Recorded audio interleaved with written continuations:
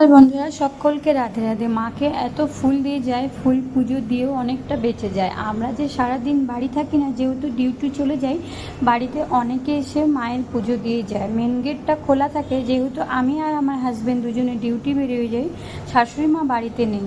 তো শাশুড়ি মা আর আমার মেয়ে নেই, তো স্কুল ছুটি হয়েছে মেয়ের, তো ঘুরতে গেছে। দেখো সকালে ডাঁটা দিয়ে মাছের ঝোল বানাবো, তো সকালে একটু আগে ঘুম থেকে উঠে বাসি কাজ কমপ্লিট করে পুজো দিয়ে দিলাম। কেন কি আমি 9:30 নাগাদ বেরোতেই হবে বাড়ি থেকে, 10টার মধ্যে আমাকে ডিউটিতে ঢুকতে হয়।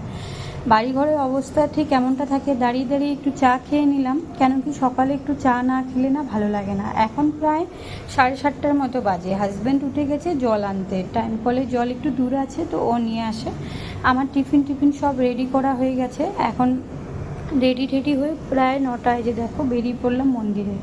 তো বাড়ির থেকে বেরিয়ে গেছি, চলে আসছি দুজনে, এসে পিপাল গাছে জল ঢাললাম, তারপরে পুজো করলাম, হনুমান চালিসা পাঠ করলাম। রাস্তায় অনেক জ্যাম ছিল, ডিউটিতে চলে আসছি।